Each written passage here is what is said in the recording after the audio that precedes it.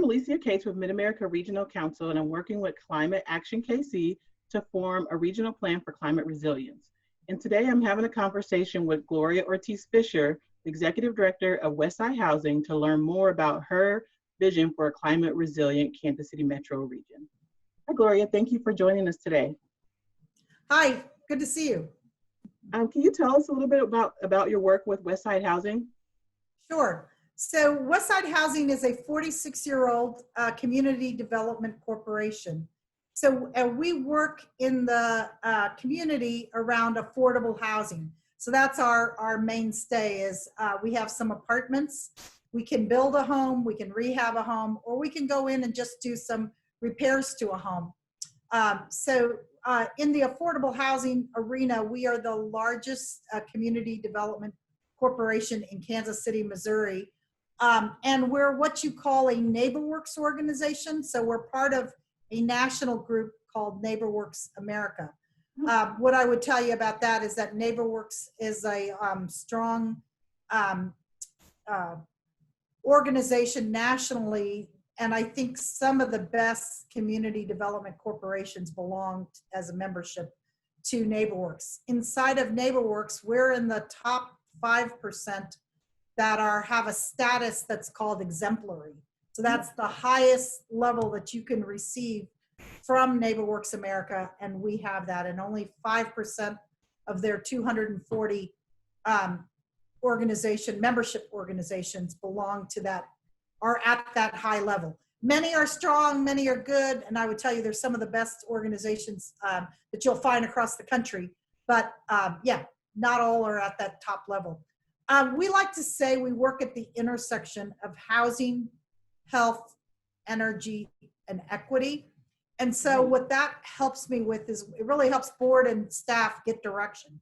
Is it health? Is it housing that we're talking about with health? Is it housing that we're talking about with equity? Is it housing that we're talking about with energy? So I think the energy conversation kind of fits into the climate resiliency. I know climate resiliency brings in a lot more than that. So what I think the work that Westside Housing does right now, anything that we're going to build in the future, we're looking for what are the climate resilient techniques or strategies that we can use with it. So something like making energy more efficient or less costly for a family that's in the 80% of medium income. That's basically the arena we're playing in. 80% of medium income in Kansas City, that's somebody making less than $31,000. We also play a little bit in the 50% of medium income, and that's somebody making less than $24,000. So when you start to hear those numbers, you start to really say like, wow, how does somebody take care of groceries and a payment on a rent payment and all the utilities and anything else that a family might need, a car payment or something like that. It's very limited. So anything that Westside can do to reduce the cost of housing as well as reduce the cost of energy, we feel like it's a real assistance to a low-income family. Great work Many there. of our clients are in the 50% of medium income area. So yeah, it's even more tough. So given what you shared about the community you work with, how do you see, what's your vision for a climate resilient Kansas City region? Okay, so in the Kansas City region, I do a lot of work with Brennan Crawford, who is also a NeighborWorks organization, and he's on the Kansas side. And a lot of what we're sharing, because he's doing housing, now I do a very large minor home repair program to fix homes that are already there and allow families to stay in there. Mm-hmm. Some of our similarities are because we're in the same region, and some of our differences are because his political atmosphere of Kansas City, Kansas is much different than my political atmosphere in Kansas City, Missouri. Mm-hmm. So I think we share ideas about where we see things going with affordable housing and techniques that we can use, whether it's volume buying or getting donations through services or product. Like right now, I have a relationship with Sioux Chief plumbing, and I can get all of my hard product from them, which makes a difference on what I might be able to build and the price I might be able to build it for. And how I see that is anything I can save to add something like a climate resilient.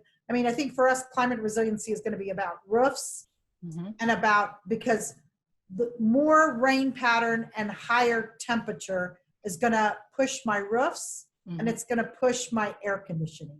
So that's what I promised you. 10 degrees, we were just talking before this meeting started a little bit about when I have 4 or 5 days of over 90 degrees, I'm sure to have my air conditions at my facilities breaking down on me. Air conditions are just not meant to run at 97 degrees or higher. And Kansas City sees both of those. So I see that the future of climate is increased temperature. And so what does that do to what I do?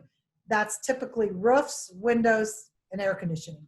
Yeah, that's what I see. So anything I can do to reduce costs for my residents and make the air condition last longer.